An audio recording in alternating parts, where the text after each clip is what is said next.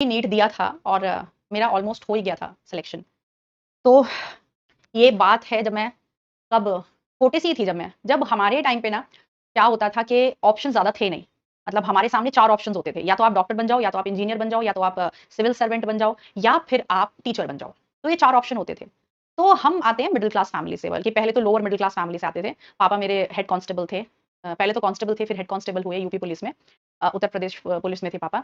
तो बहुत ही छोटे से स्कूल में हम पढ़े हैं, जो पुलिस वालों के बच्चे के लिए होता था। मेरे स्कूल का नाम था पुलिस मॉडर्न स्कूल।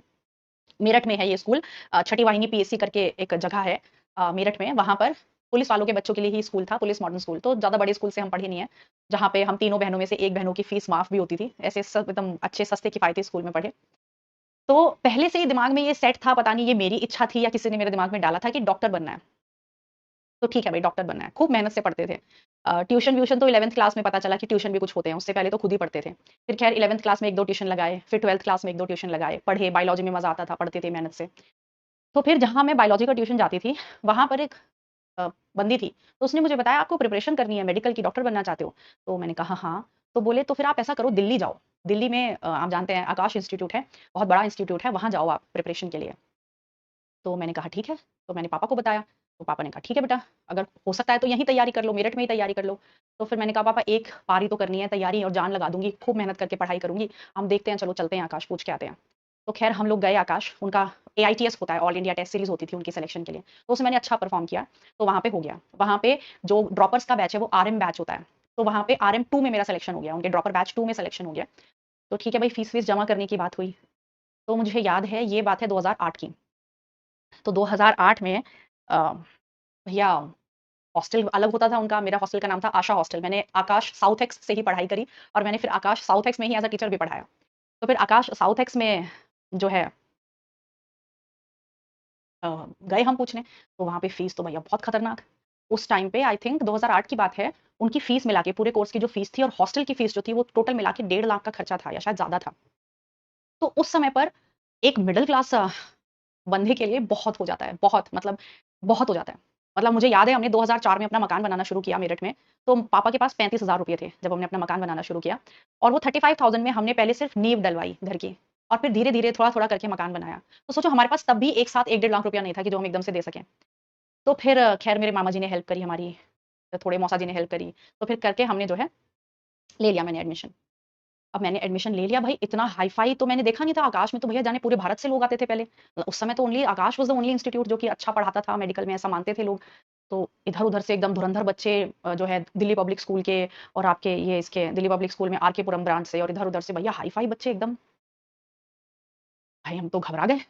हम छोटी-सी जगह से, छोटे से स्कूल से पढ़े हुए, कभी ढंग से ये भी नहीं पता था ट्यूशन क्या होता है। अब इतने बड़े कोचिंग इंस्टीट्यूट में एक साथ चली गई मैं। अब मेहनत करने का कीड़ा तो था। मैं रात भर सोती नहीं थी, 2 बजे तक पढ़ती थी, और फिर सुबह साढ़े 6-7 बजे फिर उठ जाते थे, क्योंकि कोचिंग भागना होता था नहा धो के। तो भाई मुझे चीज़ें समझ ना आए, क्योंकि हम तो जहाँ ट्यूशन पढ़े थे सिंपल भाषा में समझाते थे। वहाँ तो भैया अंग्रेज़ी का इस्तेमाल हो रहा है, सब हो रहा है भैया, हाई-फाई इतने सारे बच्चे एक इंस्टीट्यूट में, मैं घबरा जाया करती थी देख के। और सबसे ज़्यादा दिक्कत मुझे फिज़िक्स में आ रही थी, क्योंकि फिज़िक्स मैंने कभी इतना हाई-फाई पढ़ा ही नहीं था, बेसिक 11th-12th का फिज़िक्स पढ़ा था। अब वो तो भैया वो छतरी वाले क्वेश्चंस करवा रहे हैं, भैया छतरी को इतना एंगल टिल्ट किया तो बताओ जो है वेलोसिटी कितनी होगी, और ये एंगुलर वेलोसिटी और ये सब, भाई मुझे मतलब मुझे पता था इन सारे टर्म्स के बारे में, फिज़िक्स मेरी इतनी खराब नहीं थी, बोर्ड्स में भी ठीक मार्क्स थे, पर वहाँ जिस लेवल का पढ़ा रहे थे मुझे वो समझ नहीं आ रहा था। And I used to go into the washroom, जैसे ही पीरियड खत्म होता था, मैं बाथरूम में जाके रोती थी यार। मतलब मुझे सबसे ज़्यादा बोझ जिस बात का महसूस होता था अपने दिल पे और दिमाग पे, वो इस बात का कि मेरे बाप ने 1.5 लाख रुपया खर्चा किया है। उस समय हमारी औकात से बहुत ऊपर था ये। भैया मर जाऊँगी मैं, घर वापस नहीं जाऊँगी यहाँ से, मुझे मेडिकल कॉलेज जाना है यहाँ से। मैं घर वापस नहीं जाने वाली। सारे रिश्तेदार, मतलब मैं हमेशा से फर्स्ट आती थी क्लास में। छोटा-सा स्कूल था, उसमें फर्स्ट आना कोई बहुत बड़ी बात थोड़ी ना थी जी। चलो बोर्ड्स में भी अच्छे मार्क्स आ गए, बोर्ड्स में भी टॉप किया था, पर इतनी बड़ी बात नहीं होती। मेडिकल का एग्ज़ाम और बोर्ड्स में अच्छा परफ़ॉर्म करना, या स्कूल में हमेशा से बचपन से फर्स्ट आना अलग बात होती है। और मेडिकल कॉलेज उस समय तो भैया मेडिकल का पेपर इतना टफ हुआ करता था, कोई सिलेबस ही नहीं होता था, कहीं से भी कुछ भी पूछ लेते थे। यूपी सीपीएमटी का पेपर अलग होता था, उसमें तो अलग बीएससी एमएससी लेवल के सवाल पूछते थे, कोई कोर्स ही नहीं था, जाने कहाँ से सवाल आ जा रहा है। एएमयू का पेपर तो भैया और दिमाग की दही करने वाला, बीएचयू अलग, एएफएमसी अलग, और भैया एम्स अलग, हाय राम! पेपर देख के ही तोते उड़ जाते थे। अब सारे रिश्तेदार तो ये समझते थे भैया गुड़िया तो बहुत समझदार है। मेरे घर का नाम गुड़िया है, सब मुझे गुड़िया के नाम से जानते हैं मेरे परिवार में। गुड़िया तो बेटा बहुत गुड़िया तो कर लेगी, गुड़िया तो ये है, गुड़िया तो वो है, बहुत समझदार बच्ची है और बचपन से इतना मेहनत करती है। अरे भैया गुड़िया से तो पूछ लो, उसकी हालत क्या हो रही है वहाँ पे? भाई कुछ नहीं समझ आ रहा था मुझे, फिज़िक्स में स्पेशली। मतलब बॉटनी जूलॉजी में तो मैं फिर भी मेहनत कर लेती थी। केमिस्ट्री मुझे अच्छी लगती थी बहुत, ऑर्गेनिक केमिस्ट्री तो मेरी बहुत ही फेवरेट थी। मतलब मुझे सारे रिएजेंट्स ऐसे टिप्स पे याद थे, कौन सा रिएजेंट क्या करता है, कौन सा कन्वर्जन करता है, सारे टिप्स पे आते हैं मुझे। लेकिन फिजिक्स में मुझे बहुत प्रॉब्लम हो रही थी, बहुत। मैंने सर से बोला, सर मुझे दिक्कत हो रही है, तो सर बोले सॉल्व करो क्वेश्चन, हमारे पास आओ। वो सर थोड़े मतलब बहुत तेज पढ़ाते थे, और इतना जैसे बच्चे टीचर्स बच्चों से इमोशनली कनेक्ट हो जाते हैं ना, उनके साथ वो वाला सीन नहीं था। हमारे जूलॉजी वाले टीचर से संतोष झा उनका नाम था, और केमिस्ट्री वाली टीचर थी पिंकी मैम। पिंकी मैम इतना अच्छा पढ़ाती थी कि एकदम केमिस्ट्री समझ आती थी। संतोष झा सर भी इमोशनली बच्चों से कनेक्ट होते थे, समझते थे, डाउट्स पूछते थे, पर physics was like another different level. भैया मैं धीरे धीरे डिप्रेशन में आती चली गई। मुझे मैं जो टेस्ट होते थे वहाँ के, उनमें बहुत अच्छा परफॉर्म नहीं कर रही थी। मतलब फिजिक्स में मेरे कंटिन्यूअसली कम मार्क्स आ रहे थे। मैं पढ़ रही थी, मैं दूसरे बैचेस में भी जाके बैठ रही थी, पर नहीं हो रहा था। आधा साल निकल गया, और मेरे पापा और मेरे मामा जी आए मुझसे मिलने। तो मेरी आँखों के नीचे काले-काले से गड्ढे उन्होंने देखे। तो फिर मेरे फ्रेंड्स ने बताया कि अंकल ये रात भर सोती नहीं है, बैठी रहती है, पढ़ती रहती है, सोचती रहती है, पता नहीं क्या तो, और ये जो है सोती नहीं है। तो फिर डाँटा उन्होंने कि ऐसा मत करो, हेल्थ का ध्यान रखो। ख़ैर चलो, मैंने पूरा साल निकाला, थोड़ा मैं चीयरफुल होना शुरू हुई। अब मैंने और मेहनत करनी शुरू करी। फिर एग्ज़ाम आया, और तब तो एग्ज़ाम भी बहुत हुआ करते थे। उस समय पर ये नीट नहीं कहलाता था, उस समय पर सीबीएसई एआईपीएमटी का पेपर अलग होता था, एम्स का पेपर अलग। तो मैंने लगभग दसियों तो मैंने फॉर्म भरे होंगे, ज़्यादा ही। मतलब जो साउथ इंडिया के कुछ करके अलग प्राइवेट फर्म्स के, डीवाई पाटिल ये सब करके बहुत सारे फॉर्म्स भरे जाते थे पहले तो। हज़ारों रुपए तो फॉर्म भरने में खर्च हो जाते थे। तो ख़ैर फॉर्म्स भरे सारे, एग्ज़ाम दिया। तो एग्ज़ाम देने के बाद भैया, जब एग्ज़ाम होने वाला था, भैया हॉस्टल से घर चले गए। अब साल के एंड तक आते-आते मैंने अच्छा परफ़ॉर्म करना शुरू कर दिया। मैंने 20 इयर्स लगाने शुरू कर दिए, 10 इयर्स लगाने शुरू कर दिए, एनसीईआरटी रगड़-रगड़ के पढ़ना शुरू कर दी। खूब मेहनत करी, खूब मेहनत करी। लेकिन एंड टाइम पे बेटा मुझे चिकन पॉक्स हो गया। जस्ट जो है 1 हफ्ता पहले। और चिकन पॉक्स भी थोड़ा बहुत नहीं, खतरनाक वाला चिकन पॉक्स। माने ऐसा कि मेरे अंदर जो गैस्ट्रोइंटेस्टाइनल ट्रैक्ट है ना, उस अंदर भी छाले हो गए थे। मतलब मुझसे थूक तक नहीं सटका जा रहा था, खाना खाना तो दूर की बात है। मेरी मम्मी रात भर मेरे साथ बैठी रहती है, और मैं सिर्फ रो-रो कर ये कहती रहती हूँ, "मम्मी मेरा पेपर नहीं बिगड़ना चाहिए यार, मेरा पेपर नहीं बिगड़ना चाहिए यार।" मतलब मैं अभी तुम्हें बता रही हूँ ना, मेरे रोंगटे खड़े हो रहे हैं कि मेरा पेपर नहीं बिगड़ना चाहिए, मम्मी कुछ भी हो जाए, मतलब मैं इस चीज़ को बर्दाश्त नहीं कर पाऊँगी। खैर, पहुँचे भाई, बुखार था, बहुत तेज़ बुखार, 102 बुखार, मुझे याद आ रहा है, 103 बुखार था शायद। मेरे मौसा जी गए थे मेरे साथ, वो दिल्ली में ही पोस्टेड है, मेरे मौसा जी दिल्ली पुलिस में हैं। तो वो मुझे लेके गए भाई, और मेरे को तेज़ बुखार, और मतलब मेरे हाथ-पैर काँप रहे हैं, और मैं खैर मैंने दिया प्री। उस समय प्री और मेंस हुआ करता था, 2008 की बात है। प्री और मेंस हुआ करता था सीबीएसई एआईपीएमटी में। तो मैंने प्री दिया भाई, मैं बाहर आई। तो मैंने मौसा जी से बोला, "मौसा जी मुझे नहीं पता कैसा हुआ है, लेकिन पता नहीं, मतलब अब देखो क्या होता है।" ऐसे करके सारे एग्ज़ाम्स दिए। तो मैं ईमानदारी से बताऊँ, मेरा यूपी सीपीएमटी में 2 नंबर से रह गया था। मुझे बीडीएस मिल रहा था, और प्राइवेट कॉलेज में भी मेरा एमबीबीएस में एडमिशन हो रहा था। गवर्नमेंट कॉलेज में एडमिशन के लिए मेरा 2 नंबर से रह गया था कट ऑफ लिस्ट में। तो मेरा नहीं हुआ।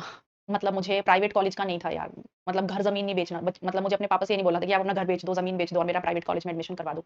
उस समय प्राइवेट कॉलेज बहुत महँगे हुआ करते थे। तो मुझे प्राइवेट कॉलेज में एमबीबीएस मिल रहा था, और मुझे गवर्नमेंट कॉलेज में बीडीएस मिल रहा था। तो बीडीएस तो मुझे करना नहीं था, एमबीबीएस प्राइवेट कॉलेज में करने के पैसे नहीं थे। और सीबीएसई पीएमटी में मेरा प्री में हो गया था, लेकिन मेंस में रह गया था। तो मेरा साल गया। फिर मैं बहुत रोई। मतलब मैं इतना रोई 2 दिन तक कि मेरी आँखें ना, ये ऊपर की जो आईलिड्स होती हैं, ये सूज के ऐसे मोटी हो गई। इतनी मोटी हो गई कि मेरे से ऐसे धूप में नहीं आया जा रहा था। मतलब मैं सनलाइट को ऐसे फेस नहीं कर पा रही थी। इतनी मतलब आँखें बंद हो गई थी रो-रो के। अब सब क्या करते हैं, फिर सांत्वना देते हैं कि कोई बात नहीं बेटा, तूने मेहनत करी, तू मेहनती है, समझदार है, हमें इस बात का पता है। तो ऐसे मत समझ कि तूने अपने पापा-मम्मी के पैसे वेस्ट करा दिए, या ऐसा, तू बचपन से बहुत ही समझदार है। मतलब मैं बचपन से इतनी, फिर क्या हुआ बेटा, फिर मैंने, मेरे मामा जी बोले कि बेटा प्लान बी ना हमेशा होना चाहिए लाइफ में। प्लान बी हमेशा होना चाहिए। तो तू ऐसा कर, तू बीएससी में एडमिशन ले ले। तो मैंने बीएससी में एडमिशन ले लिया भाई, बॉटनी ऑनर्स। बॉटनी मुझे पसंद थी काफ़ी, तो मैंने बीएससी में एडमिशन ले लिया। अब मैंने एडमिशन ले लिया, फिर मैंने अगले साल फिर एग्ज़ाम दिया, फिर मेरा रह गया, नहीं हुआ। तो फिर मुझे पता नहीं कि मतलब मेहनत करी मैंने बीएससी के साथ-साथ, मैंने बीएससी के एग्ज़ाम्स भी दिए अपने, अच्छे से, उसमें भी बहुत अच्छा परफ़ॉर्म किया। वहाँ भी मैंने टॉप किया अपना कॉलेज। लेकिन नहीं हुआ, फर्स्ट ईयर मतलब फिर मेरा नहीं हुआ सिलेक्शन। तो फिर मुझे समझ में आया, 2 नाव में पैर तो मैं नहीं रख सकती, क्योंकि मैं ऐसे टाइप की बंदी हूँ कि मुझसे एक बार में एक काम होता है, और जो काम मैं करती हूँ उसे मन से करती हूँ, वरना नहीं करती। अगर मैंने एडमिशन ले लिया था, तो अब मुझे मेहनत करनी है, और अगर मैं नहीं कर रही हूँ, तो इसका मतलब मैं बीएससी के साथ इनजस्टिस कर रही हूँ। तो मुझे वो भी करना था, मुझे वो भी, मैंने दोनों चीज़ों को बहुत बैलेंस करने की कोशिश करी। मैंने मैं हर हफ्ते दिल्ली आती थी, मेरठ से एआईएटीएस का पेपर देने। आकाश की भी ऑल इंडिया टेस्ट सीरीज़ होती थी तब। हर हफ्ते आती थी मैं देने टेस्ट, और खुद घर से तैयारी कर रही थी। वो सारे नोट्स वगैरह तो थे ही मेरे पास। टेस्ट सीरीज़ जॉइन की हुई थी मैंने खूब सारी, खूब मेहनत करी। इधर-उधर भागती-दौड़ती रहती थी। ट्रेन से जाती थी, वो भी बिना टिकट लिए। किसी भी ट्रेन में चढ़ जाती थी, जो मेरठ से दिल्ली आ रही हो, कश्मीर जाने वाली, कोई भी जाने वाली, मैं सीधा चढ़ती थी बिना टिकट लिए, पेपर देती थी, पेपर देके भाग के फिर ट्रेन से, कोई भी ट्रेन, बस कश्मीरी गेट पहुँच जाती थी, और जो ट्रेन मिल रही है, जो मेरठ से होते हुए जा रही है, उसमें बैठ के अपना घर पहुँच जाती थी। मेहनत करी, नहीं नहीं हुआ, नहीं हुआ, नहीं हुआ। फिर मैंने छोड़ दी। उम्मीद छोड़ दी। फिर मैंने रज के अपना बीएससी एमएससी करी। एमएससी जो दिल्ली यूनिवर्सिटी है उसमें एमएससी में पहले बीएससी के जो है उसके बेसिस पे नहीं होता था, मार्क्स के बेसिस पे एडमिशन नहीं होता था, वहाँ पे टेस्ट हुआ करता था। एमएससी में आने के लिए अलग एंट्रेंस होता था दिल्ली यूनिवर्सिटी में। तो मेरा हिंदू कॉलेज से है, हिंदू कॉलेज दिल्ली यूनिवर्सिटी से है मेरा एमएससी बॉटनी। तो फिर पूरा टेस्ट दिया, तो फिर मेरा all over India second rank थी एंट्रेंस एग्जाम में एमएससी के लिए।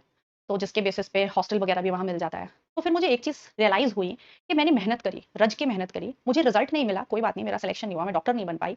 पर क्या मैं सही मायनों में बनना चाहती थी डॉक्टर, या मुझे दिमाग में बचपन से डाला गया था कि डॉक्टर बनना ही एक ऑप्शन होता है लड़कियों के लिए, या तो टीचर बनो या तो डॉक्टर बनो, या मैं सही मायनों में डॉक्टर बनना चाहती थी? फिर मैंने अपने आप से ये सवाल पूछा, क्योंकि मैं हमेशा से पढ़ाने में बहुत अच्छी थी।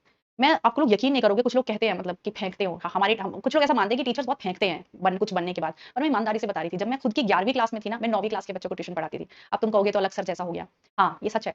अपनी 12वीं क्लास में मैं 10वीं क्लास के बच्चों को ट्यूशन पढ़ाती थी। मैंने पूरे ग्रेजुएशन 3 साल बच्चों को ट्यूशन पढ़ा के पैसे इकट्ठे किए हैं। मतलब मैं ये कोशिश करती थी कि मैं अपने पेरेंट्स से 1 रुपया ना लूँ। फिर मैंने एमएससी में एक मुखर्जी नगर में एक छोटा-सा कोचिंग इंस्टीट्यूट हुआ करता था, मुझे अभी भी याद है, एड्यूकॉम करके। तो वहाँ मैं केमिस्ट्री पढ़ाती थी। 9th क्लास के बच्चों को, 10th क्लास के बच्चों को, 11th क्लास के बच्चों को, वहाँ पूरी एमएससी मैंने, मुझे याद है मैं पूरे साल में हार्डली मम्मी-पापा से 4000 या 5000 रुपए लेती होंगी पूरे साल में।